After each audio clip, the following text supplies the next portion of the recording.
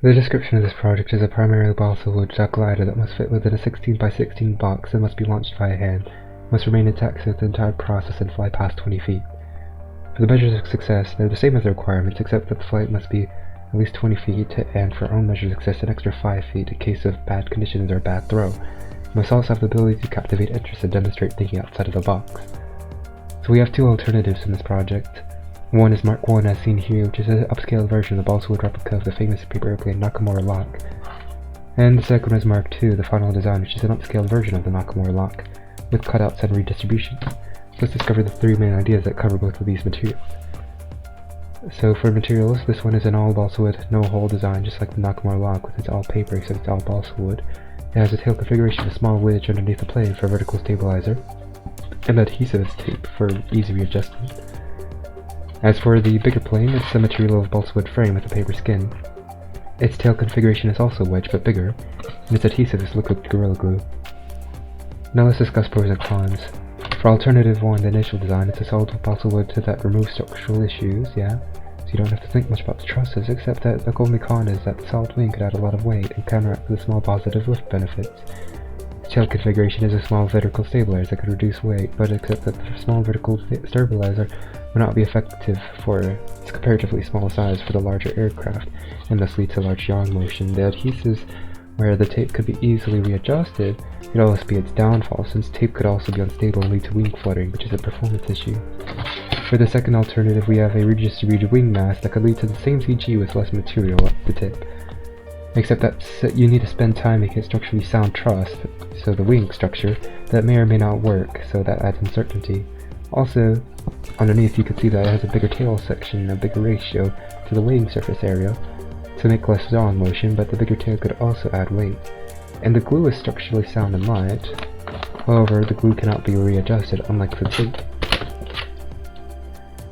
For the third choice in all categories, so a mixture of all of these, we would consider that to be a mixture of alternatives 1 and 2, but we wouldn't really consider that. So for example, for the materials, so say that was mostly balsa with some small holes, that wouldn't provide any structural benefit and would only add more weight. The tail configuration, so a medium wedge, would perhaps not be enough lateral control. An adhesive of both glue and tape would add too much weight to the structure, and thus, for the third choice, the mixture for all three categories would not be a good choice. So for probability of success, both of these are going to be made since they're relatively easy to make, and if you divide the throws by successful throws, where successful being past 25 feet by our standards, then that's going to be the one design that's going to make it off to takeoff, to the glide-off day. Now for sizing, the alternative 1 is modeled after the Nakamura lock, almost an exact one-to-one replica, since we need to build paper airplanes to test everything, and we figured that since this one was the one with the readjustable tape adhesive, and also since both are monomaterials, meaning that they don't use other types of materials in the design, then we figured that this one would be the best one to use. So our design process of it, as you can see from the video on the screen now, it had low flight time, low aspect ratio, and low surface area, which might have contributed to its downward spiral, and low glide ratio. It caused unforeseen bad flight dynamics whenever we made it with balsa wood instead of paper airplane design, like the one of the paper airplane, the Nakamura lock, because it had a higher weight to surface area ratio since it's made of balsa wood instead of paper. And since it's taped as seen in the video, it might have led to wing fluttering and loss of stability in the high-speed throws at high angles of attack. So the pro of it is, though, that it still met the 30 feet mark, and at 20 attempts it had 85% probability of success based on 17 out of 20 throws being successful. And so let's talk about what to improve on. So we could make a larger wing area with slightly higher dihedral, and this will create some kind of more lift and stability. We'll introduce more dihedral, which will also produce that lateral stability that we're looking for, along with an additional yaw stability within a bigger plane, or a bigger tail section, a bigger wedge underneath the plane. So for sizing, let's also upscale it so that we get more lift, so bigger surface area.